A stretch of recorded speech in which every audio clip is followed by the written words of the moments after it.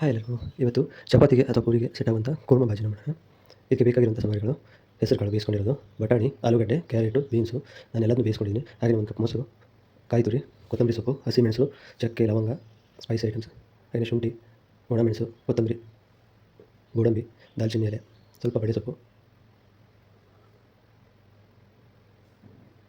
ಹಾಗೆಯೇ ಸ್ವಲ್ಪ ಎಳ್ಳು. ಒಂದು ಬಾಣಲೆಗೆ ಮಸಾಲೆಗಿರೋ ಐಟಮ್ನಷ್ಟನ್ನು ಹಾಕ್ಕೊಂಡು ಚೆನ್ನಾಗಿ ಹುರ್ಕೊಳ್ಬೇಕು.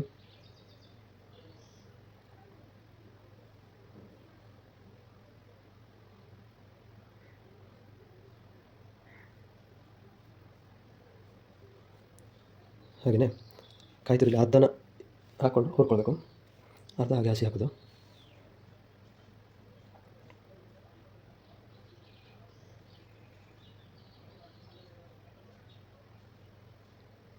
ಹುರ್ಕೊಂಡಾದ್ಮೇಲೆ ಹುರ್ಕೊಂಡಿರೋ ಮಿಶ್ರಣನ ಮಿಕ್ಸಿ ಜಾರ್ಗೆ ಹಾಕ್ಕೊಂಡು ಅದಕ್ಕೆ ಸ್ವಲ್ಪ ಹುಣಸೆಹಣ್ಣು, ಹಾಗೆಯೇ ಉಳಿದಿರೋ ಕಾಯಿ, ಹಾಗೆಯೇ ಬಟಾಣಿ, ಬಟಾಟೆ, ಕ್ಯಾರೆಟ್, ವೆಜಿಟೇಬಲ್ಸ್ ಹಾಕೋದ್ರಿಂದ ಸ್ವಲ್ಪ ತಿಕ್ನೆಸ್ ಆಗಿಬಿಡುತ್ತೆ ಮಸಾಲೆ.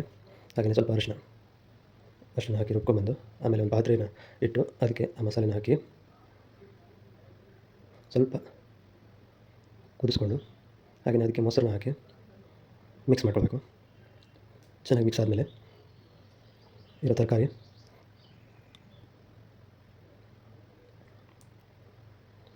ಹಾಗೆಯೇ ಹೆಸರುಕಾಳು ಬೇಯಿಸ್ಕೊಂಡಿರೋದು,